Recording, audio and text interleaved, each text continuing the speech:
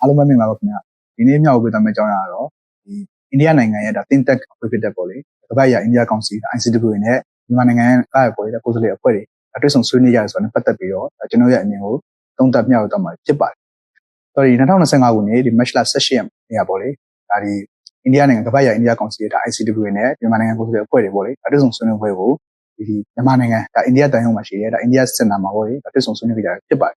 အဲ့ဒီဆုံဆွေးနွေးမှာဒါဘယ်သူတွေပါလဲဆိုလို့ရှိရင်ဒါအိန္ဒိယနိုင်ငံ think tank ဖြစ်တဲ့ပေါ့လေကမ္ဘာ့ရာအိန္ဒိယကောင်စီက ICW နဲ့ပြီးတော့ဒီ NSPSC အဖွဲ့တွေရဲ့ပြီးတော့ဒီနိုင်ငံရေးပါတီတွေပေါ့လေဒါမှတ်ပုံတင်နေပြီးဒါဖြစ်တယ်ဒီနိုင်ငံရေးပါတီ12ပါတီရဲ့ပြီးတော့ဒီ NCA လက်မှတ်ရေးထိုးထားတဲ့ဒါတိုင်းရင်းသားအဖွဲ့တွေရဲ့ပြီးတော့ဒီလွှတ်တော်အမတ်ဟောင်းတွေပြီးတော့ဒီစုစုပေါင်းပေါ့လေဒါ40ကျော်ဒါတက်ရောက်ခဲ့ကြတာပဲဖြစ်ပါတယ်ဆိုတော့ဒီအဲ့ဒီဆွေးနွေးပွဲမှာပေါ့လေဒါဘာတွေဆွေးနွေးကြတယ်ဆိုလို့ရှိရင်ဒါဖွဲ့စည်းမှုချိန်ကဥပဒေဆိုင်ရာဒါမူပေါင်းတွေနဲ့ဒါ Federal စနစ်အရေးကိစ္စတွေကိုဒါအဓိကထားဆွေးနွေးခဲ့ကြတာပဲဖြစ်ပါတယ်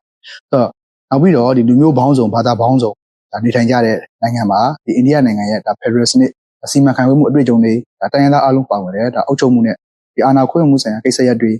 ဒီအိန္ဒိယနိုင်ငံက Federal စနစ်နဲ့လ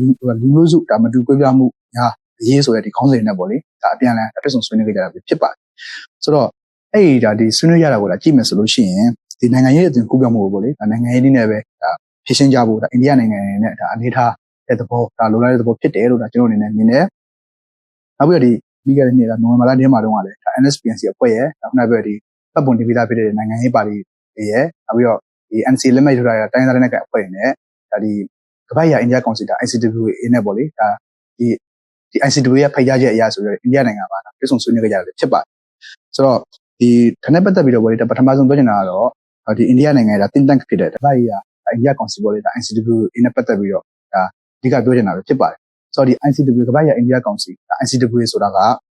ဒီအိန္ဒိယနိုင်ငံရဲ့ဒါနိုင်ငံတကာဆက်ဆံရေးတွေငြိမ်းချမ်းရေးတွေနဲ့ဆိုင်တဲ့သုတေသနလုပ်ငန်းတွေကိုဒါအဓိကလှုပ်ဆောင်တဲ့ဒါအဖွဲ့ပဲဖြစ်ပါတယ်နောက်ပြီးတော့ဒီနိုင်ငံတကာဆက်ဆံရေးကိုပေါ့လေဒါမြန်လာစေဖို့အတွက်ဒီလက်တွေ့သုတေသနလုပ်ငန်းတွေဆွေးနွေးပွဲတွေ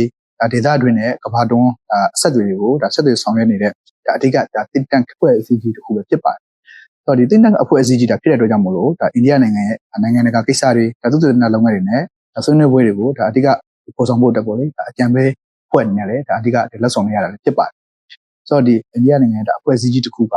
ါကမ္ဘာကထလုပ်ပြီးတော့ဒီမြန်မာနိုင်ငံကနိုင်ငံရေးအင်အားစုတွေဖြစ်တဲ့ဒါအစိုးရ institution တွေနိုင်ငံရေးပါတီတွေအပြင်ဒါစစ်ရေးအင်အားစုတွေဖြစ်တဲ့ဒီတိုင်းဒေသနဲ့ကင်တွေနဲ့မြန်မာအင်အားစုဖြစ်တဲ့ဒီအရပ်ဘက်အဖွဲ့အစည်းတွေကိုပါဒါတွတ်ဆုံတာကမြန်မာနိုင်ငံရဲ့အချက်တွေကိုဒီတည်ငြိမ်တဲ့အရွေးတစ်ခုအဖြစ်နဲ့ပေါ့လေဒါပြည်သူအားလုံးပါဝင်တဲ့ဒါအသွင်ကူးပြောင်းရေးတရားဒါပေါ်ဆောင်နိုင်ဖို့အတွက်ဒါပံ့ပိုးကူညီနေတာဖြစ်တယ်လို့ဒါကျွန်တော်အနေနဲ့သုံးသပ်မိရဲနောက်တစ်ချက်ကတော့လူမျိုးပေါင်းစုံဘာသာပေါင်းစုံပေါ့လေဒါဒီမတူကွဲပြားမှုပေါင်းစုံကြီးမားတဲ့ဒါ Federal Democracy နိုင်ငံကြီးရဲ့ဒါအတွေ့အကြုံတွေကိုဒါမျှဝေအောင်ကြည့်မယ်ဆိုလို့ရှိရင်ဒါရွေးကောက်ပွဲအလွန်ဒါဖြစ်ပေါ်လာမဲ့ဒါအစိုးရအတွက်နဲ့ဒါ Federal နိုင်ငံအတွက်ဖြစ်သလိုဒီအဲ့လိုမျိုးဒါဆွေးနွေးကြတာကိုကြည့်ရင်ဒါအိန္ဒိယနိုင်ငံကလည်းမြန်မာနိုင်ငံရေးမှာမြန်မာနိုင်ငံတည်ငြိမ်အေးချမ်းရေးအတွက်ဒီတခြားအိန္ဒိယနိုင်ငံများနေတူပေါ့လေဒါလိုလားတဲ့သဘောဖြစ်တယ်လို့ဒါကျွန်တော်အနေနဲ့သုံးသပ်မိရဲ